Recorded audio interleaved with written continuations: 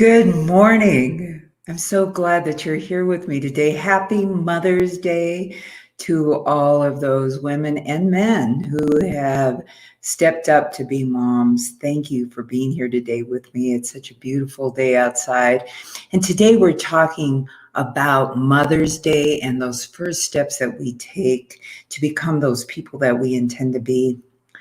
We are each looking for certainty in these times. And so we're talking today about that certainty, what it means, what it does, and how to attain strength through that. And mothers are our best teachers. At least that's been the case with me.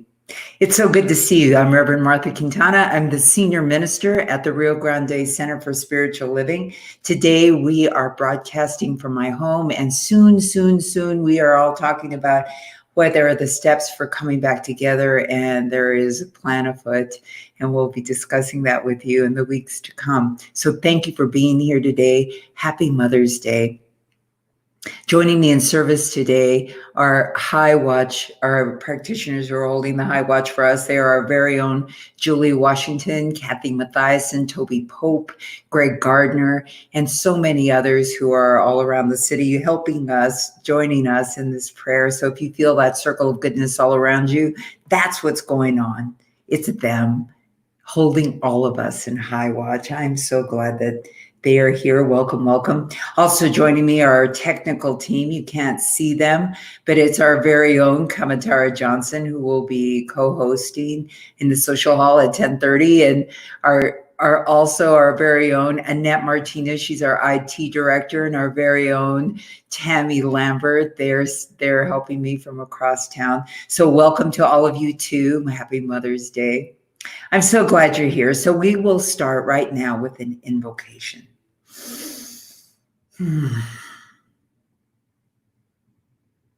Know with me in this moment that there is only one life, one love, one joy.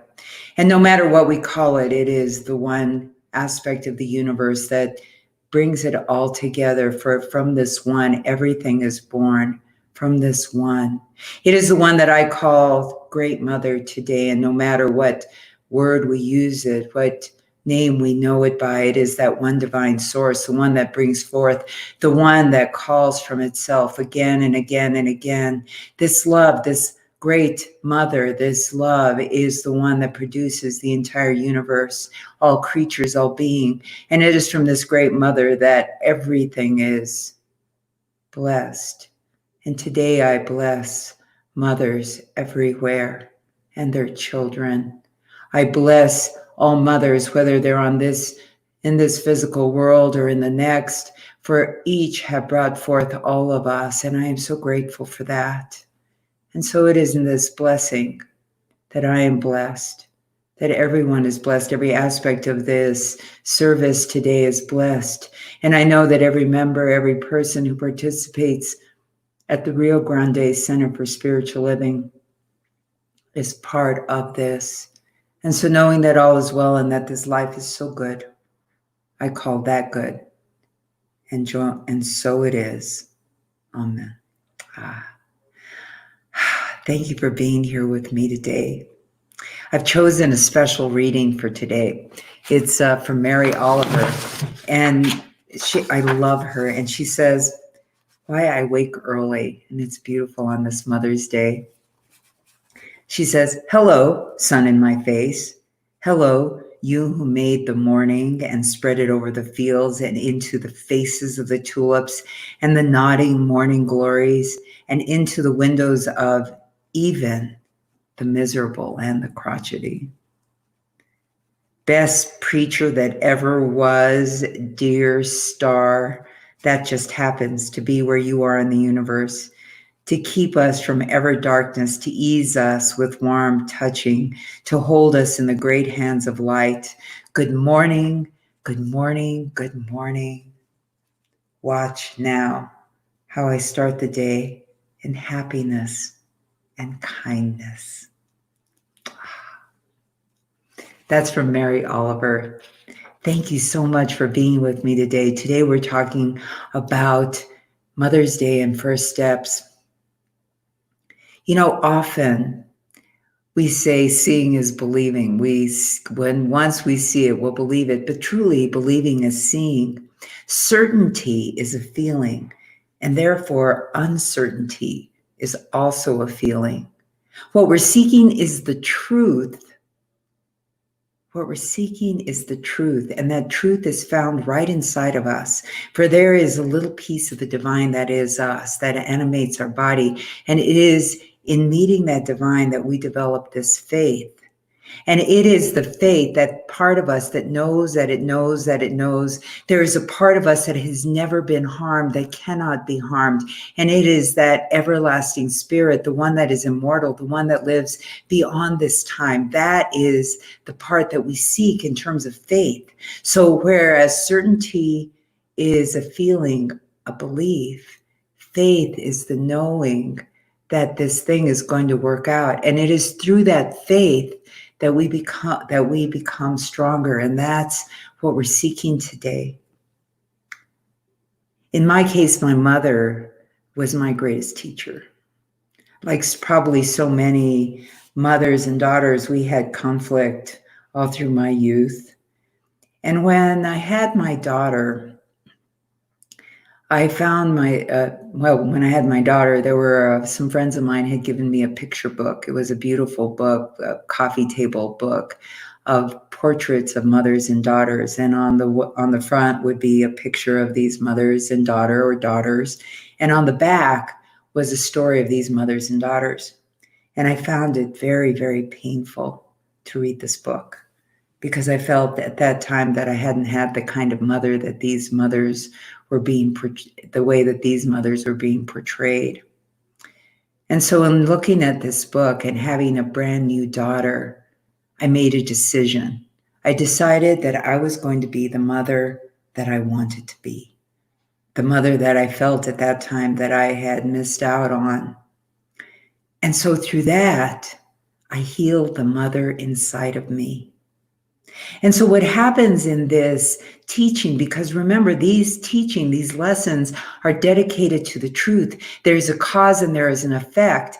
And everything that is outside of us is an effect.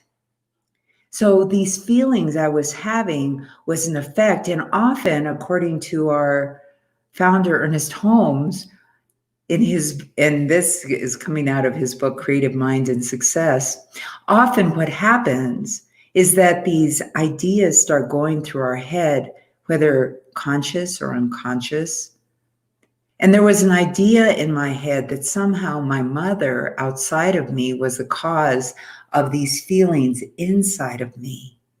But what I had failed to realize at that point is that no matter what was going on outside of me, it was the inside. This is where I was perpetuating it. So when Ernest Holmes talks about this, he says, an effect is something that follows a cause, and we are dealing with causation only. Effects do not make themselves.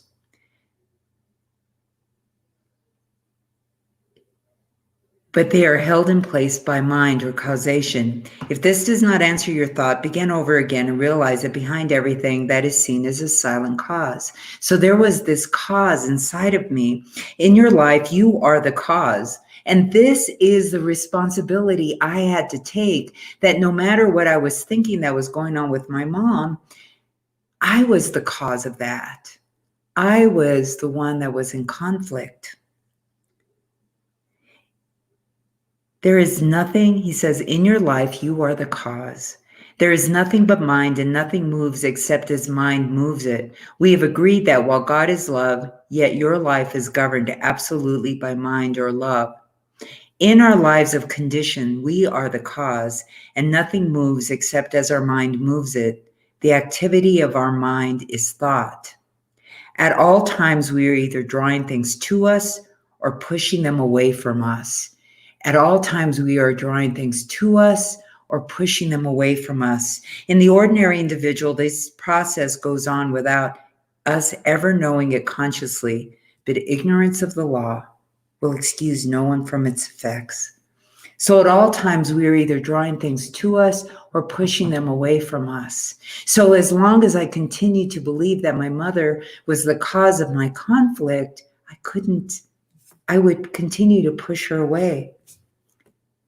So the mother in me healed. I became the mother that I had always wanted to my daughter, and I was so grateful to her.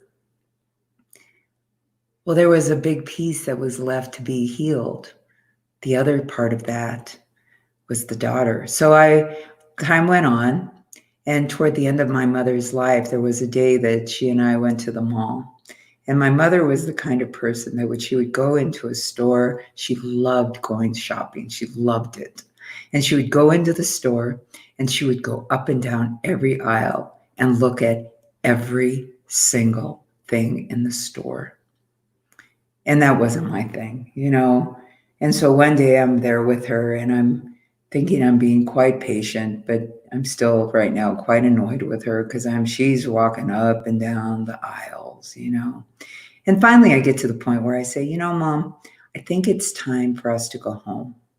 And she turned to me and she said, oh, you're no fun. You're not the daughter I wanted. Well, I struck back at her quickly and I said, well, you're not the mother I wanted. So there we have it. And so we left the store and we went home, but it bothered me. Oh, it bothered me to the core of my soul that I had said that to her. Because in fact, by saying that to her, was I the daughter of the mother I never wanted? And so I made a decision. I made the decision that I was going to become the daughter of the mother I wanted. And I began behaving differently. I began treating her as the mother, as that daughter of the mother I wanted. And what began as an exercise to make myself feel better turned into a healing of our relationship, because as I was kinder to her, she began to be kinder to me.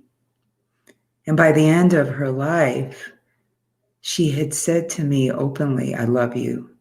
Something she probably never felt so safe saying before. She said, I love you. I'm proud of you. Things I had hoped that she would say to me and had not. We had several beautiful talks, and I was fortunate enough to be with her as she took her last breath. I had become the daughter of the mother I wanted. And it was in that I healed the daughter inside of me. Again, I was looking for my mother to make it all better, but the fact was it was inside of me, and that was the kind of cause, that the cause wasn't my mother, it was my belief about my mother. I was looking for a certainty that was not there. I kept looking for evidence of that. But as long as I continued to believe that it was contained in her rather than contained in myself, then I couldn't move forward. So through this whole thing, my mother became my best teacher. I became the mother, the wonderful mother that I thought, we'll have to check with my daughter to see how I did. But I became that mother that I really wanted to be. And then toward the end, I became the daughter that I'd always wanted to be. And it came with the decision. Our founder, Ernest Holmes, talks about how these kinds of decisions begin to lead to our success because they are contained inside of us. These ideas are contained inside of us. They are not outside of us. Fortunate are we who have mothers that we are harmonious with. But I'm telling you, she is the perfect mother for me because she made me grow. I attained a strength that I could not have had I not had that kind of mother. And I began to look at the kinds of strength that I had inside of myself, because each time in my life that I've had conflict with someone, I've had to go inside myself and say, can I love a little more today? Can I love a little deeper today? And much to my chagrin sometimes, because I was kind of every so often, I've kind of had this idea that some part of me would come back and say, you've done the best you can and there's no more love to be had here. But that's not been the case. Each time that I've gone that little deeper, that I've dug that little more, I've had to say honestly, yes, I can love a little more today. I can love a little deeper today. There's a part of me that knows that it knows that it knows, and it is that faith that I have that everything is going to be okay. And I have to know right now that everything is going to be okay. We know that. There is a strength that can be part of that. For that divine that we're looking at, that faith that we are seeing, is that God is our silent partner. It's that silent mover and that silent shaker. It is that spirit that animates my body, that looks out through my eyes, that listens through my ears, that beats my heart. It forms my thoughts. And it is a partner with me in seeking the truth or not. It hears me. No matter what I say to the outside, if I'm harboring a grudge, if I'm saying that there's a resentment, it hears me and it allows me to have the experience of these thoughts. Can I, as Holmes said to his friend, can I bear the consequences of my own thoughts? If they're great thoughts and they're completely in keeping with my being, I say, yes, I can bear my thoughts. But if it's not, if it's born of anger, anxiety, or worry, can I bear my own thought? And so these are the first steps that we begin to take. Holmes says these first steps, the first thing is that since any thought manifests, it necessarily follows that all thought does the same. Else, how should we know that the particular thought we were thinking would be the one that would create? The first thing is to realize that since any thought manifests, it necessarily follows that all thought does the same. Else, how should we know that the particular thought we were thinking would be the one that would create? Mind must cast back all or none. Just as creative power of the soil receives all seeds put into it and at once begins to work on it, so mind must receive all thought and at once begin to operate on it. Thus, he says, we find that all thought has some power in our lives and over our conditions. We are making our environments by the creative power of our thought. God has created us thus, and we cannot escape it. By conforming our lives and thought to a greater understanding of the law, we should bring into our experience that which we wish. Remember, we are either pushing people away or drawing them to us. And by understanding the kind of effect that our thought has, it creates this atmosphere of thinking around us. And so it is into that people are drawn. Now remember, when I like someone, and when you like someone, it's not necessarily the person, but I like how I feel when I'm in the presence of that person. That person has created a mental atmosphere that I like myself in. Conversely, if I'm pushing people away, or if I don't like someone, it's because I do not like who I am in the presence of that person. There is a mental atmosphere I may be picking up, or if someone doesn't like being around me, I've created some sort of mental atmosphere that person does not want to be around. There is a mental atmosphere, and we know it. Have you ever gotten in someone's car and you go, this is a nice car? Why? Because we like the atmosphere that we're in. Or we've entered someone's home and either liked it or not liked it.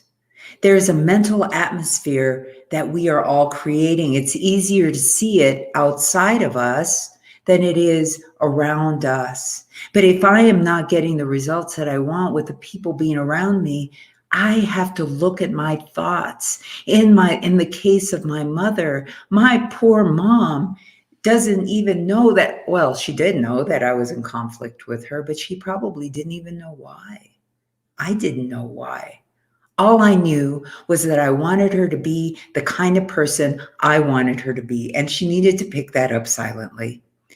And it was only when I began to heal myself that she became more involved with the mental atmosphere, that she could enter and like who she was. And those decisions that I made, the first decision to be the mother that I felt like I'd not had, was that healing. I made the decision. And then I made the decision to be the daughter of the mother that I wanted.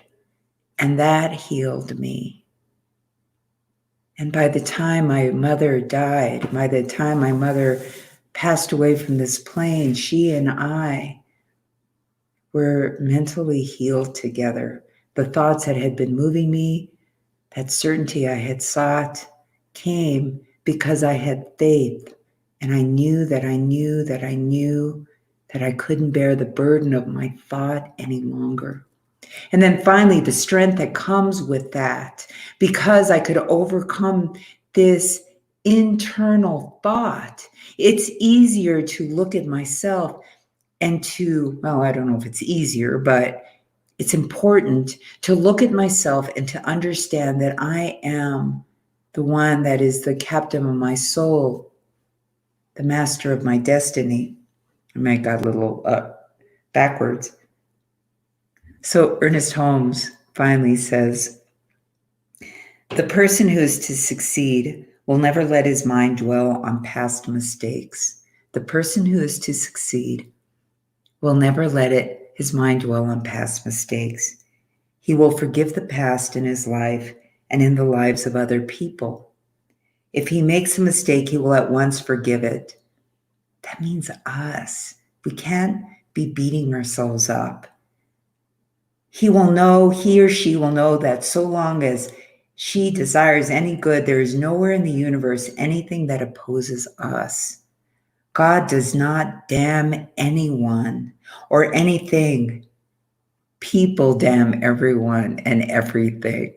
So God isn't the one doing it. I'm the one doing it. If I am seeing something out in my life that I don't like, I'm the one that's damning it. It's not spirit that does that. And he says, God does not make things by comparing his power with some other power. God knows that when God speaks, it is done. And if we partake of the divine nature, we must know the same thing in our lives that God knows in his. I am the master of my fate. I am the captain of my soul. I am the master of my fate, the captain of my soul. So today, seeing is not believing. Believing is seeing. To know that inside of me is that person that I have always wanted to be, that today I am that person. Happy Mother's Day to my mother everywhere, wherever she is. Happy Mother's Day to you, to myself, to you. Happy Mother's Day to the moms who have already crossed over. For it is in this that we are building our much better world. So today, if you can't be with your mom, do something that you would do with your mom. Make something that was her favorite dish, maybe for lunch or for dinner. Do something. If you can Zoom call, if you can make a Zoom or a phone call, please do. Wish her happy Mother's Day from me and from all of our community. Namaste. Thank you. So now is our prayer time, and I would invite all of the practitioners to please surround our community wherever we are. Surround our community. I know in this moment that all there is love. Love here, love there, love everywhere. There is no place that love is not. It is the top of the highest mountain and at the deepest part of the deepest ocean. Love is in the universe, out in the outermost parts of space. There is love in every dimension, everywhere. This one love is. And wherever it is, peace is there. Joy, happiness, grace, goodness, beauty, truth, all of it is there, and I am there too, for I am born of love. For love had a thought, and I am created, not only at the time of my birth, but again and again and again. I am created. And as I know this for me, I know this for every single person who can hear me, who sees me now or later. Every single person here is born of love. For love had a thought, and each person here was created, is created again and again and again. And in this love, I speak my word. I affirm and declare that any obstacle that stands between any person and love is now dissolved. If there be any conflict with any mothers, anywhere, mothers and children, that these conflicts are dissolved and that harmony reigns again. I affirm and declare harmony again and again and again. I affirm and declare that the coronavirus is already healed, that there has been a great healing, and those of us who are coming out of this time are healed. This is a time of great healing on our planet. And as the earth is healed, each of us are healed, not only of these viruses, but of whatever shadows have been here. I affirm and declare a great healing upon us today. For the great mother on Mother's Day wants only the best for us. And there is no condemnation. I affirm and declare that all condemnation falls away, all prejudice and forgiveness reigns. I am so grateful for this forgiveness. I am grateful for this day, for this Mother's Day. I am grateful for mothers everywhere, for all of the mothers that have preceded us, for truly they are the beautiful foundation, the bedrock upon which we have built our lives. I am so grateful for my mother and for every mother everywhere. And so it is with great gratitude that I release my word, knowing it cannot come back to me void, knowing that as I've spoken, it is done. And so it is. Amen. Thank you so very much. Now is the time for us to share our abundance with each other. So if you would just share if you are willing to share your abundance, thank you. Please do that. There is, if you would, Annette, just flash our number. There is a number that you can call, that you can text, and send your donation that way. You can also go to our website, rgcsl.org, and it is there that you can make a donation by PayPal. And I appreciate all that you do. I appreciate that you are sharing your good fortune with us, for we are seeking to open our center back up, and I am so grateful that we have a center to open up because of you. So thank you. I am so grateful for you. Well, the time has come to, oh wait, hold on. I have one more thing. I want to welcome you if you're brand new. Well, and also if you've been one of our members, but welcome to our center. If you want to know more about us, go to our website at rgcsl.org. We have some of my other talks, all of our other talks there, whether it's by myself or other guest speakers. You'll get to know a little bit more about us. We are a center for spiritual living, and I'm so grateful to be that as well. So anyway, thank you so much. And now, as we exit this part of our service, I invite you to the sanctuary, or invite you to our social hall, which is on Zoom. I know Annette is showing us where the Zoom, how to get on Zoom right now. And Kamatara will be there to welcome everybody, and I'll be there shortly. So come grab your coffee, replenish it, fill up your cup again, and join us in Zoom. Thank you again for joining us today. Happy Mother's Day. See you soon.